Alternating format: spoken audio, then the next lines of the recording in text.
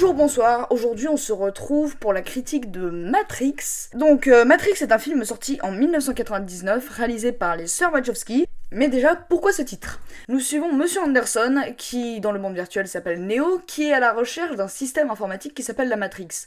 Un jour, en allant dans une boîte de nuit, il tombe sur une certaine Trinity, qui lui révélera que tout ça est bien vrai. Ils vont donc aller voir Morpheus, et Morpheus lui demandera de choisir la pilule bleue s'il veut rester dans sa zone de confort, ou la pilule rouge s'il veut sortir du système et le combattre. Il choisit donc la pilule rouge et entre dans le vrai monde qui est bien plus noir que le nôtre. Ils veulent atteindre une ville qui s'appelle Zion à bord de leur vaisseau. Matrix, c'est encore une putain de tuerie. Mais là, attends, mais on enchaîne les bons films. On est très loin de 30 jours max là.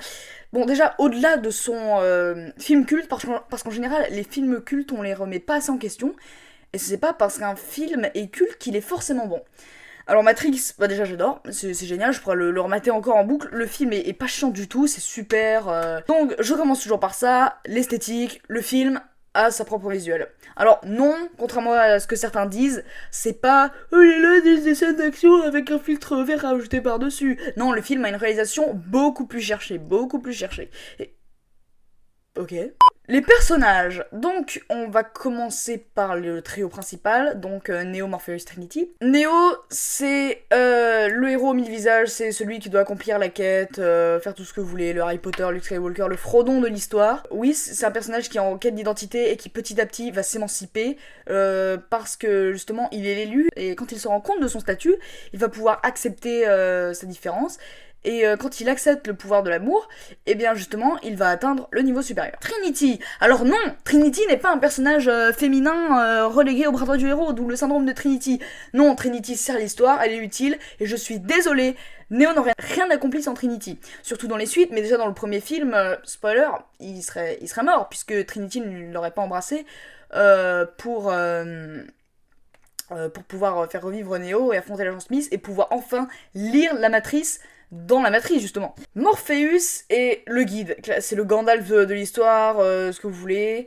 Donc Morpheus, c'est le personnage qui va guider Neo, et Neo va devoir le sauver pour justement aussi lui montrer que son système à lui est aussi imparfait, et que ça aussi ça a besoin d'être changé. Les chorégraphies, c'est le film qui a tout révolutionné Hollywood, parce qu'en fait, avant, une simple explosion suffisait, coucou Michael Bay.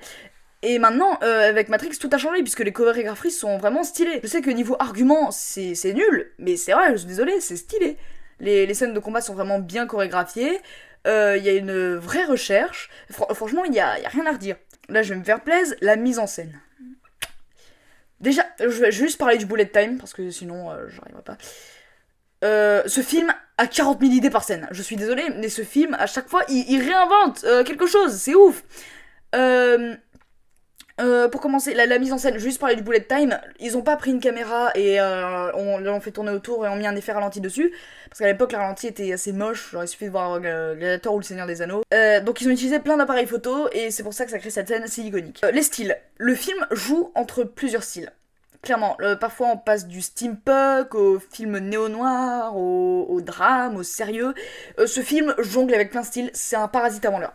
Sauf que c'est plus poussé et plus culte que Parasite. Maintenant passons au meilleur point du film, l'essence de lecture. Là, vous allez vous faire plaisir. Ce film a 1 milliard de sens de lecture, tu peux passer du poète à l'artiste, aux jeux vidéo, au manga, t'as plein de sens de lecture, la religion, la société. Ce film en a 1 million, et chacun peut avoir son interprétation, et c'est pour ça que moi je vais pas vous parler de la mienne, parce que il faut que vous la gardiez. Déjà faut voir ce film, et faut que vous gardiez votre interprétation. Je sais que tout le monde l'a dit, mais c'est important de comment on voit un film, et ce film est très important, parce que justement, quand tu ressors du film, tu te dis pas ouais c'était de la merde, j'ai oublié. Non, ce film il te fait vraiment réfléchir et te questionne sur notre société déjà, et en plus il te donne ta propre interprétation, et très peu de films arrivent à le faire ça, et ça c'est très fort de sa part. La musique. Alors à part certaines musiques, pas vraiment de musique originale, le film a pas trop de musique originale, bah là justement ça manque un peu d'identité, genre si tu me dis musique de Matrix, bon... Je sais, j'ai l'impression d'être un connard qui crache sur toutes les musiques, c'est horrible. Ça, c'est pas vraiment une critique que je peux faire, mais certains effets ont mal vieilli. Pas tous. Certains disent, oui, tous les effets de Matrix ont vieilli, c'est mort. Non, certains effets ont plutôt bien vieilli. C'est pas non plus dégueulasse. C'est pas au niveau d'une momie. Mais il y a certains effets, genre quand l'hélicoptère se crache sur un building. Bon. Donc conclusion, Matrix c'est super bien, ça révolutionne le cinéma et au-delà d'être un bon divertissement, c'est un film qui vous fait réfléchir sur votre statut et votre condition. Et donc sur ce, je vous dis au revoir.